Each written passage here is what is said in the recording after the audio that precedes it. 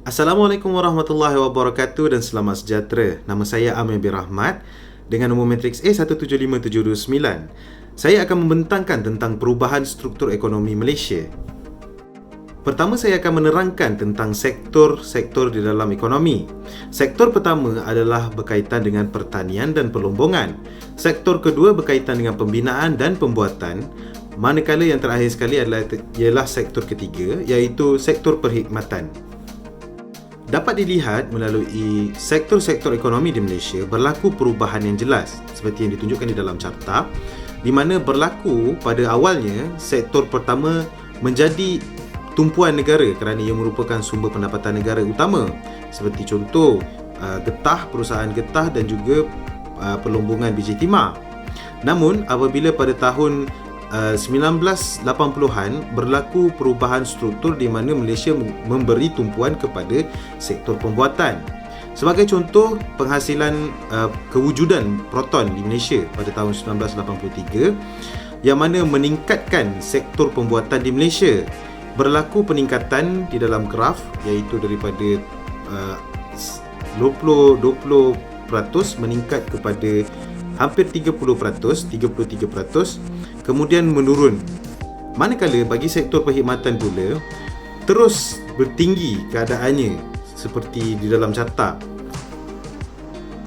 Mengapa sektor perkhidmatan kekal di atas? Kerana sektor perkhidmatan ini merupakan sektor yang menghubungkan antara penjual dengan pembeli dan juga penjual dengan penjual. Hal ini menunjukkan bahawa sektor perkhidmatan ini penting dan juga tidak boleh dinafikan di dalam sektor ekonomi yang mana ia merupakan sumbangan terbesar di dalam KDNK negara iaitu pendapatan negara. Perubahan struktur ekonomi dapat dilihat dengan lebih jelas apabila kita mengasingkan antara agriculture, industri dan juga perkhidmatan. Seperti ditunjukkan di sini, klasifikasi bagi agriculture adalah pertanian, industri adalah pelombongan, pembuatan, pembinaan dan juga utility, manakala perkhidmatan adalah segala perkhidmatan yang lain. Perbezaan antara struktur ekonomi di dalam agriculture, industri dan perkhidmatan menunjukkan perbezaan yang ketara bagi ketiga-tiga sektor tersebut. Hal ini kerana didapat dilihat bahawa sektor agriculture ataupun pertanian berlaku penurunan daripada tahun 1967 hingga 2005. Kemudian berlaku peningkatan yang sedikit dan hanya sedikit sahaja peningkatan pada tahun 2005 hingga 2006, 2010 dan juga kepada 2011. Hal ini menunjukkan bahawa agriculture bagi sumbangan yang sedikit kepada KDNK. Namun bagi perkhidmatan pula adalah paling tinggi di dalam sumbangan KDNK. Kemudian yang kedua tertinggi adalah perkhidmatan industri iaitu pembuatan, pembinaan, utility dan juga pelombongan. Saya ingin menunjukkan perbezaan KDNK negara mengikut perbelanjaan. Saya akan membezakan pada tahun perbelanjaan pada tahun 1960 dan juga perbelanjaan pada tahun 2018. Perbezaan yang ketara dapat dilihat. Yang pertamanya adalah ekspor bersih. Ekspor bersih pada tahun 1960 adalah lebih besar berbanding dengan 2018. Pada tahun 1960, ekspor bersih adalah bernilai 13.8%, manakala pada 2018, ekspor bersih adalah pada 7%. Hal ini boleh dikaitkan dengan perubahan sektor pertama negara yang mana pada tahun 1960 sektor pertama diberikan perhatian oleh negara kerana ia merupakan sumbangan ataupun pendapatan utama negara yang di mana komoditi tersebut akan dieksport ke luar negara. Tetapi pada tahun 2018 sektor pertanian mula merudum dan sumbangan terhadap KDNK mula mengecil. Perubahan seterusnya yang dapat dilihat adalah pembentukan modal tetap kasar. Pada tahun 1960, PMTK adalah lebih kecil berbanding pada tahun 2018.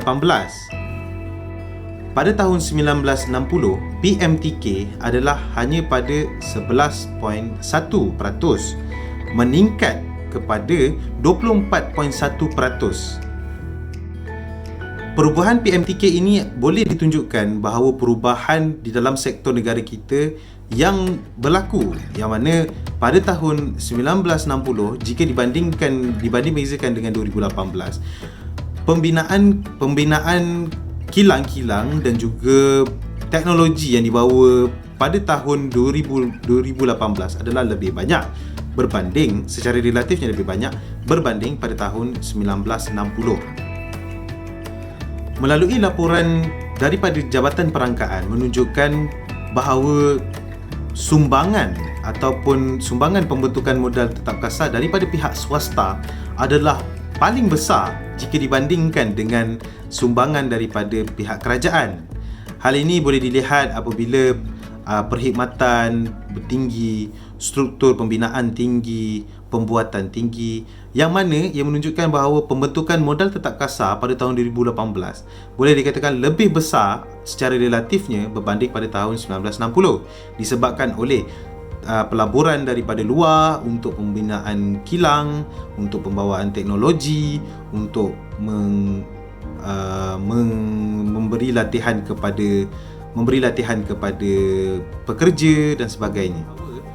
Pembentukan modal tetap kasar yang lebih besar pada tahun 2018 ini berbanding dengan 1960 ini adalah disebabkan oleh pembinaan kilang untuk pembuatan, membawa teknologi baharu dari segi pertanian untuk mengawinkan ataupun menghasilkan jenis tumbuhan yang lebih produktif, dan juga memberi latihan kepada pekerja supaya menjadi lebih mahir dalam penghasilan.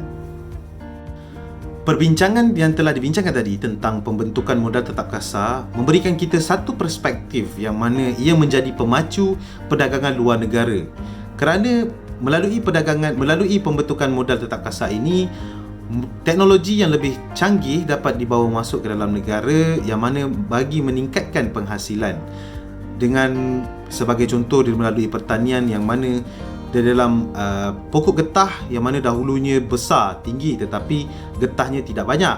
Kemudian melalui teknologi pokok getah lebih pendek sekarang namun penghasilan getah daripada torehan adalah lebih tinggi.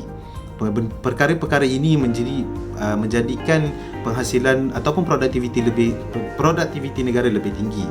Kemudian meningkatkan ekspor negara kerana penghasilan kita yang lebih banyak. Kemudian meningkatkan peluang pekerjaan di Malaysia dengan melalui pelatihan industri, dan melalui pelatihan yang diberikan oleh industri untuk memastikan pekerja lebih mahir di dalam penghasilan, dan kemudian mengurangkan kadar pengangguran di Malaysia. Yang seperti kita tahu, apabila lebih banyak peluang pekerjaan, lebih banyaklah kita dapat mengurangkan kadar pengangguran. Maka sudah sampailah kita ke penghujung pembentangan. Saya Amir Rahmat dengan nombor matriks A175729 ingin mengucapkan terima kasih atas masa yang diluangkan oleh anda bagi mendengar pembentangan ini. Terima kasih.